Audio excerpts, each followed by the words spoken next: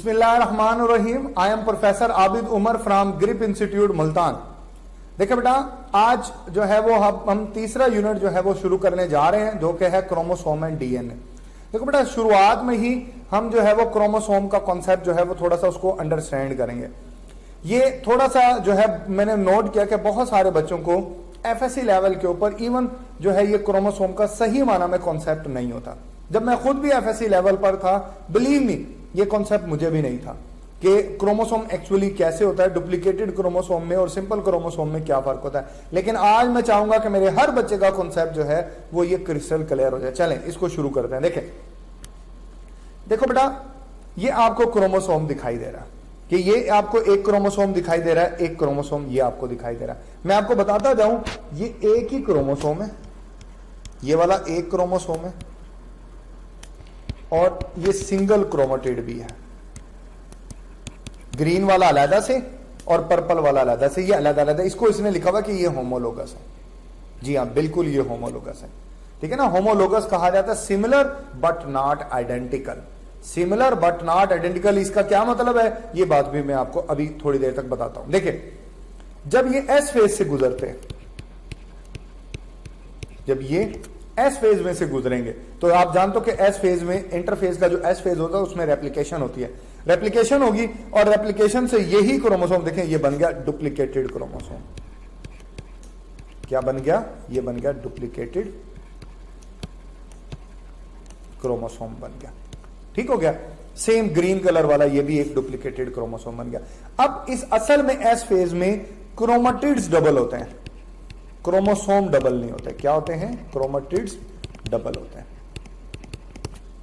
ठीक है, ये एक ही क्रोमोसोम है, दो क्रोमेटिड रखने वाला ये सिंगल क्रोमोसोम है। बट इसमें क्रोमेटिड्स कितने हैं? दो हैं। क्रोमेटिड्स जो हैं वो कितने हैं? वो दो हैं। क्रोमोसोम ये एक ही है। क्यों? क्योंकि सेंट्रोमेयर के नंबर के ऊपर क्रोमोसोम नंबर होता है। अगर एक सेंट्रोमेयर है ना, देखें इसमें भी सेंट्रोमेयर तो एक ही है। ये जो दरमियान में जो पॉइंट होता है बेटा, जो दो क्रोमेटिड को अटैच करता है, इसको सेंट्रोमेयर कहा जाता है। सेंट्रोमेयर एक है तो क्रोमोसोम नंबर भी एक ही कहलाएगा। ये भी एक क्रोमोसोम है ये, लेकिन दीज आर होमोलोगस क्रोमोसोम। ये दोनों पर्पल कलर, ये दोनों दीज आर सिस्टर क्रोमेटिड। और ये जो दो हैं ये वाले, दीज आर कॉल्ड, आप इनको लिख सकते हो, these are called non sister chromatid. Crossing over सिर्फ नॉन सिस्टर क्रोमेटिड के दरमियान में होती है, सिस्टर क्रोमेटिड के दरमियान में नहीं होती। ऐसा क्यों है? चले अब हम समझ लेते हैं इसको भी, बात को देखें। अब मैं एक ड्रॉ करता हूं, देखें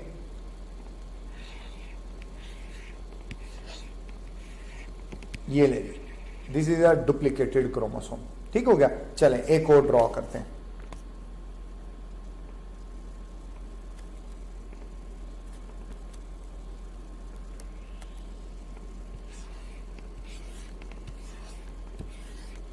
ये एक और ड्रॉ। ठीक हो गया। ये जो है बेटा, ये है sister chromatid.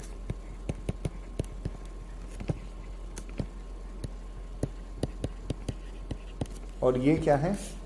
These are non sister chromatid. यही बात कही है ना मैंने। और ये होमोलोगस क्रोमोसोम है।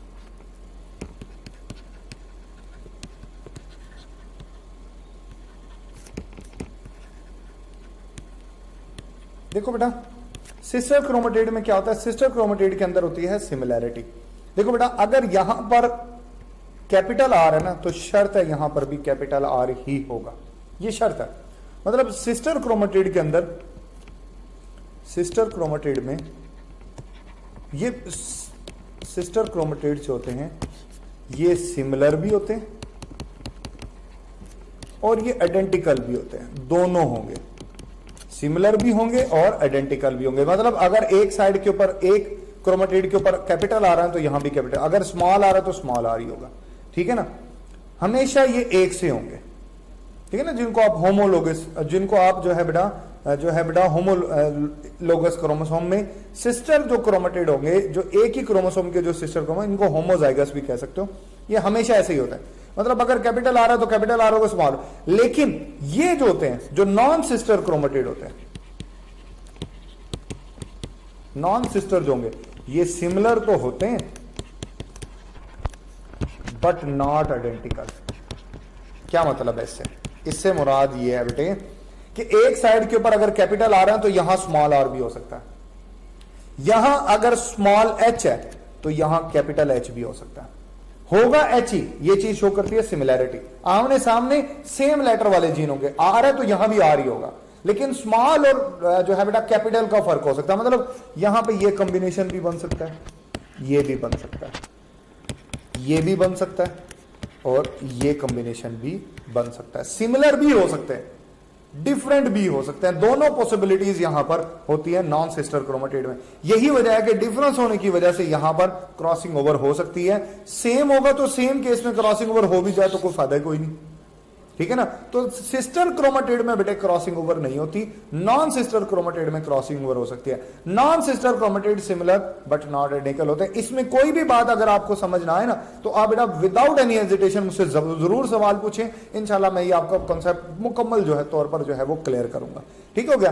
तो अब आपको पता चल गया कि ये जो है ये टोटल ये जो कॉम्प्लेक्स है होमोलोगस का, ये 4 क्रोमेटिड है और 2 ये क्रोमोसोम है, ठीक है ना। इसी के लिए लफ्ज इस्तेमाल हुआ है बाइवेलेंट और टेट्राड का, बाइवेलेंट और टेट्राड। बाइवेलेंट मीन ये 2 क्रोमोसोम है और टेट्राड मीन ये 4 क्रोमेटिड है। एक क्रोमेटिड ये है, एक ये है, एक ये है और एक ये है। ये 4 क्रोमेटिड है लेकिन ये क्रोमोसोम 2 है क्योंकि 2 सेंट्रोमेयर है इसके अंदर। बात समझ आ गई आपको? आई होप सो आपको ये बात आप बहुत अच्छे से बेटे समझ आ गई होगी। चले उसके बाद आगे चलते हैं। ये पार्ट आपको दिखाई दे रहा है, देखो बेटा ये अगेन ये पोजीशन ये जगह सेंट्रोमेयर है और यहां पर ये प्रोटीन अटैच होते हैं, this will call the kinetochore protein. और यही kinetochore protein kinetochore spindle fibre के साथ अटैच होती है, काइनेटोकोर स्पिंडल फाइबर के साथ जो है बेटा ये अटैच होती है। बात समझ आई आपको? चल इसके बाद आगे चलते हैं। नेक्स्ट ये सेंट्रोमेयर और काइनेटोकोर का जो है वो डिफरेंस था। फिर जब आप क्रोमोसोम की कंपोजिशन देखते हो ना, कंपोजिशन देखते हैं तो आप जानते हो कि क्रोमोसोम के अंदर जो है बेटा वो मेजर डीएनए होता है या प्रोटीन होती है या थोड़ा बहुत आरएनए होता है। और प्रोटीन में मैं आपको बता चुका हूं कि हिस्टोन प्रोटीन होती है, ऐसे ही था ना, हिस्टोन प्रोटीन होती है। अच्छा अब कंपोजिशन की हम बात कर रहे थे डीएनए की, क्रोमोसोम की। तो बेटा आप देखो ना कि ये इतना बड़ा होता है एक डीएनए कि इसको एक न्यूक्लियस के अंदर जो है वो छोटी सी जगह में बंद रखना बहुत मुश्किल है। आप देखो ना पूरी बॉडी के सेल निकाल लें और उसका डीएनए निकालें तो बेटा ये इतना बड़ा हो जाएगा कि आप जमीन से जुपिटर तक का डिस्टेंस जो है वो ट्रेवल कर सकते हो, इतना बड़ा। तो इतनी बड़ी चीज कैसे एक छोटे से सेल के न्यूक्लियस के अंदर बंद है जो दिखाई भी नहीं देता। देखो बेटा इसके पीछे जो रोल है वो है हिस्टोन प्रोटीन का। ये ना 8 हिस्टोन प्रोटीन कोर होता है, आपने ये वर्ड पढ़ा होगा 8 हिस्टोन प्रोटीन कोर होता है, ठीक है ना। 8 हिस्टोन देखें, ये गिन ले 1 2 3 4 ये 5 और ये 6 ये 7 और ये 8 हिस्टोन प्रोटीन कोर होता है जिनके इर्द गिर्द डीएनए लिपटा होता है। ये डीएनए ये लिपटा हुआ है, ये रैपअप होता है। जैसे बच्चे वो पतंग उड़ाते हैं, डोर होती है, वो डोर कितनी लंबी होती है लेकिन उसको थोड़ा जो है फोल्ड करके एक छोटे से बॉल के अंदर जो है वो हम जो है बेटा वो इकट्ठा कर लेते हैं। तो ये वो तो फिर बड़ा होता है, ये उससे भी छोटा होता है कि ये जो है वो हिस्टोन प्रोटीन के लिपट जाता है और एक जो है बेटा वो एक कॉम्प्लेक्स बना लेता है जिसको न्यूक्लियोसोम कहा जाता है। जिसको क्या कहा जाता है? न्यूक्लियोसोम। आपको अगर याद हो अमाइनो एसिड वाले पोर्शन में मैंने इसका तज़किरा किया था कि बेटा अब क्वेश्चन जहन में आता है कि क्यों डीएनए जो है वो हिस्टोन प्रोटीन के इर्द गिर्द लिपटता है, इनमें ऐसा क्या अट्रैक्शन है? बिल्कुल अट्रैक्शन है। देखो बेटा डीएनए के ऊपर होता है चार्ज नेगेटिव। डीएनए क्योंकि एसिड है ना, एसिड जो होते हैं ये अपने अंदर से प्रोटॉन को रिलीज करते हैं, ठीक है ना। ये बात ना बायो वाला बच्चा हजम नहीं करता कि सर डीएनए पे नेगेटिव चार्ज कैसे आ गया। भाई प्रोटॉन रिलीज करने वाली हर चीज पे नेगेटिव चार्ज होता है। केमिस्ट्री में तो आप बड़ी जल्दी मान जाते हो जब ये लिखते हो कि इस ए के ऊपर नेगेटिव चार्ज है और ये प्रोटॉन निकल गया, ठीक है ना। तो ये जो है बेटा एसिड, हर एसिड के ऊपर नेगेटिव चार्ज होता है जब वो, क्योंकि एसिड अपने अंदर से प्रोटॉन को रिलीज करता है। मेरी ख्याल है मेरी बात समझ आ गई। अब हिस्टोन प्रोटीन जो होती है ना, इसके अंदर 2 अमाइनो एसिड होते हैं, आर्जिनिन और लाइसिन। ये बेसिक अमाइनो एसिड होता है, मैंने बताया था इनमें 2 अमाइनो ग्रुप होते हैं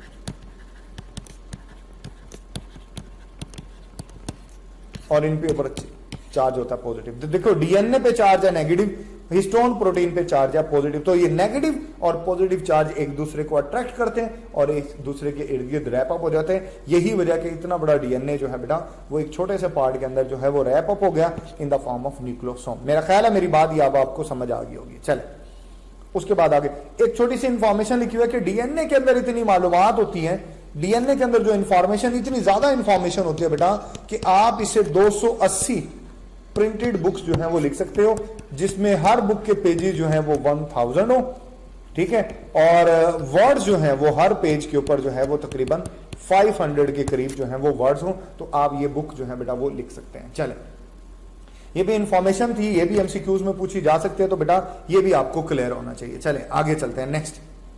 नेक्स्ट जो है वो क्रोमोसोम की हम बात कर रहे थे। क्रोमोसोम जो है बेटा ये डिफरेंट शेप्स में पाया जाता है सेंट्रोमेयर की लोकेशन के ऊपर। अगर सेंट्रोमेयर बिल्कुल सेंटर में तो इसको कहेंगे मेटासेंट्रिक। इसको क्या कहेंगे? मेटासेंट्रिक। ये ना कुछ यूं, ये तो डुप्लीकेटेड बनाया ना, कुछ यूं शक्ल अख्तियार कर सकता है यूं, तो ये वी शेप बन जाती है। और ये सब मेटासेंट्रिक में ये जो है बेटा कुछ यूं पाया जाता है। तो ये तकरीबन जो है वो आप इसको जो है वो आप बोल सकते हो कि ये जनाब जो है ये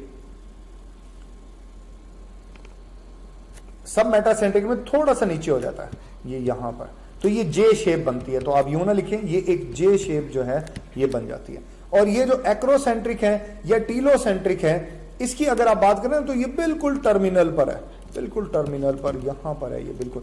तो ये तकरीबन आई शेप देता है। तो वी जे आई शेप के अंदर जो है बेटा ये पाए जाते हैं। आप ये देख सकते हो यहां पर, ये देख लें ये मौजूद है यहां पर, ये आप देखें।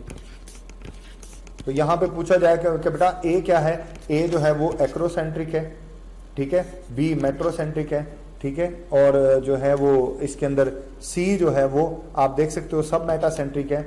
और जो है बेटा जो डी है सॉरी ए जो है वो इसके अंदर ये टीलोसेंट्रिक ये वाला है। और ये जो है ना ये मेटासेंट्रिक है, ये वाला, दिस इज मेटासेंट्रिक, ये मेटासेंट्रिक है, आप इसमें लिख सकते हो ये मेटासेंट्रिक है। ये जो है बेटा आप ये लिख सकते हो ये वाला जो है ये दरमियान में जो ये सब मेटासेंट्रिक है, मेटासेंट्रिक। ये पहचान बहुत जरूरी है, लेकिन ना ये जो है आप लिख सकते हो बेटा ये जो है यहां पे लिखा हुआ है ये एक्रोसेंट्रिक है, और ये जो है ये टीलोसेंट्रिक है। ये आपको याद रखना पड़ेगा शेप वाइज, और ये चीजें ये एमसीक्यूज में आ सकती हैं। हर जानदार के अंदर क्रोमोसोम की एक खास तरतीब होती है, ठीक है ना, उसको कैरियोटाइप कहा जाता है। मेरे अंदर भी 46 क्रोमोसोम है, हर एक इंसान में 46 क्रोमोसोम है, लेकिन हम दोनों का जो डिफरेंस होता है बाकियों से वो कैरियोटाइप होता है, अरेंजमेंट का डिफरेंस होता है। ये भी मैं आपको समझाऊंगा ये कैसे होता है, ठीक है ना। ये बातें भी हम आगे चल के जो है वो जेनेटिक्स के अंदर जो है वो स्टडी करेंगे। चले उसके बाद जो है बेटा आगे चलते हैं। नेक्स्ट जो पार्ट है वो है बेटा जो है वो टीलोसेंट्रिक का। ये टॉपिक बेसिकली ये टॉपिक जो है बेटा वो लिया गया है ए लेवल से, ये आपके एफएससी में नहीं है, ये आपके एफएससी के अंदर जो है बेटा ये नहीं है, ये लिया गया है ए लेवल से। लेकिन बहरहाल आपको इसको प्रिपेयर करना है। तो टीलोसेंट्रिक क्या होता है? देखो बेटा टीलोसेंट्रिक ये आपको टिप दिखाई देगी, क्रोमोसोम की जो टिप होती है ना उसके ऊपर जो सीक्वेंस होती है उसको टीलोमेयर कहा जाता है, टीलोमेयर उसको कहा जाता है। यहां पे देखो लिखा हुआ है this is the cap like structure that are present at the end of chromosome. ये कैप लाइक स्ट्रक्चर होता है, लेकिन जैसे जैसे सेल डिवीजन होती है इसमें से कुछ कुछ सीक्वेंस लॉस्ट होती रहती है, ठीक है, और जिसकी वजह से इसकी लेंथ में कमी आती है। आप देखो ना ये थोड़ा सा कम हो गया, ये कम होता रहता है, ठीक हो गया। तो इसको जो है बेटा वो आप नाम देते हो, ये जो है वो विद ये एजिंग को रिप्रेजेंट करता है, ठीक है। मैं आपको इसको टीलोमेयर के बारे में पूरी बात जो है वो आपको बता देता हूं कि ये जो टीलोमेयर होता है ना ये क्रोमोसोम के एंड के ऊपर एक रिपीटेड सीक्वेंस होते हैं। इसमें ना एक स्ट्रैंड के ऊपर गोवनिन ऐसे बहुत सारे गोवनिन पाए जाते हैं ऐसे, और इसके कॉम्प्लीमेंट्री एरिया में साइटोसिन ऐसे पाया जाता है। ये ऐसी है जैसे हमारे जूते में जो लेसिस होते हैं उसके ऊपर एक प्लास्टिक की टिप लगी होती है, ठीक है ना, ताकि धागे उसमें से निकले ना। तो इसकी मिसाल उस टिप जैसी है कि क्रोमोसोम के एंड के ऊपर ये एक टिप नुमा पार्ट होता है। ये क्या करता है वो बात मैं आपको बताता हूं। ये यहां पर गोवनिन रिपीटेड सीक्वेंस होती है टीलोमेयर के ऊपर, ठीक है बेटा। नेक्स्ट जो है मैं आपको एक बात बताता हूं, ये जो पैराग्राफ है ना, ये मैंने ऑक्सफोर्ड कैम्ब्रिज की बुक से लिया, ठीक है ना, ताकि ये मैं स्टैंडर्ड बुक है, इस वजह से मैंने ये पैराग्राफ लिया ताकि मैं इसको आपको रीड भी करवाऊं और इसका जो एक बेसिक कॉन्सेप्ट आपके जहन के अंदर आ जाए। ठीक है, मैंने कहा था कि जो टीलोमेयर होता है ना, ये एक सील्ड स्ट्रक्चर होता है जो कि एंड ऑफ क्रोमोसोम के ऊपर पाया जाता है, जैसे एक प्लास्टिक टिप होती है जो एंड ऑफ शू लेसिस के ऊपर। अब ये क्या करते हैं, देखो बेटा, ये जो हमारा डीएनए पॉलीमरेज थर्ड होता है ना, डीएनए पॉलीमरेज है, इसका एक इशू है, ये डीएनए के एंड के ऊपर ना, एंड पर जाकर मिसिंग करता है, यानी हर दफा की डीएनए रेप्लिकेशन में, हर दफा में ये डीएनए का जो आखिरी हिस्सा उसका कुछ पार्ट स्किप कर देता है, करता ही नहीं रेप्लिकेट, जिससे हर डिवीजन के बाद क्रोमोसोम की डीएनए की जो लेंथ होती है वो कम होती रहती है। तो एक पर्टिकुलर एज तक आपके अंदर कोई प्रॉब्लम क्रिएट ना हो, टीलोमेयर आपको बचाता है। टीलोमेयर पर ये सीक्वेंस होते हैं, मतलब पहली दफा डिवीजन होगी तो टीलोमेयर के हो सकता है ये दो जो नाइट्रोजनस बेसिस हैं, दो जो न्यूक्लियोटाइड हैं वो स्किप हो जाएंगे, फिर अगली दफा में दो हो जाएंगे, फिर यूं हो जाएंगे, ये स्किप होते रहेंगे, ये आपको बचाता रहेगा, लेकिन साथ साथ टीलोमेयर की लेंथ कम होती चली जाएगी। इससे कोई म्यूटेशन तो नहीं होगी क्योंकि टीलोमेयर नॉन फंक्शनल होता है, ये कोई एक नॉन फंक्शनल रिपीटेड सीक्वेंस होती है बेसिकली, ये आपको बचाए रखती है। ठीक है ना, इसीलिए यहां पर लिखा गया कि ये एजिंग को रिप्रेजेंट, जितना टीलोमेयर कम हो रहा है उतनी एज उसकी रिप्रेजेंट हो रही है। ज्यादा एजेड बंदे में टीलोमेयर इंतहाई कम होता चला जाएगा। ठीक है ना, देखिए ये बात लिखी हुई कि यहां पर रिपीटेड जो है बेटा गोवनिन और कंप्लीमेंट्री डीएनए के ऊपर साइटोसिन जो है वो पाया जाता है। ठीक है, और ये लेफ्ट आउट पार्ट होता है। ये जैसे जैसे एज बढ़ती जाएगी टीलोमेयर की जो क्वांटिटी है वो बेटे कम होती जाएगी, यहां तक कि अगर टीलोमेयर एंड हो गया तो फिर जो है बेटा क्रोमोसोम डीएनए का मेन पार्ट का ही की बारी लग जाएगी। वहां से जब मिसिंग होगी तो मेजर जीन डिलीट हो जाएंगे और मेजर जीन के वाइटल जीन के डिलीट होने से सेल की डेथ भी हो सकती है। आप देखते हो कि ओल्ड एज पर्सन के अंदर जो है वो with the passage of time जो है बेटा वो म्यूटेशन के चांसेस ज्यादा होते हैं। ठीक है ना, जेनेटिकल प्रॉब्लम उसमें क्रिएट होने के चांसेस जो हैं वो ज्यादा होते हैं। ये ज्यादातर प्रॉब्लम बेटा सोमैटिक सेल्स के अंदर होता है, इसलिए ये न्यू जनरेशन में ट्रांसफर होने के इसके चांसेस कम होता है। जर्म सेल्स के अंदर बेटा अगर हो भी तो बहुत माइनर होता है, और वैसे भी हमारी जो फर्टाइल एज होती है जो नियर अबाउट जो है बेटा वो 20 ईयर से लेकर नियर अबाउट जो है वो 40-50 ईयर्स तक होती है, उसके अंदर टीलोमेयर अच्छी खासी क्वांटिटी के अंदर मौजूद होता है। तो इसलिए नेक्स्ट जनरेशन में इसका जो ट्रांसफॉर्मेशन होती है वो बहुत कम होती है। ठीक है ना, ये बात भी आपके जहन में, ये बहुत सारे बच्चे मुझसे सवाल पूछते हैं, तो ये बेटा जो है वो मैंने आपका क्वेश्चन जो है वो क्लियर करना था। यहां पर हमारा क्रोमोसोम वाला एरिया मुकम्मल हो गया। इसमें से अगर आपके जहन में कोई सवाल हो तो बेटा आपने मुझसे जरूर पूछना है। Thank you, Allah Hafiz.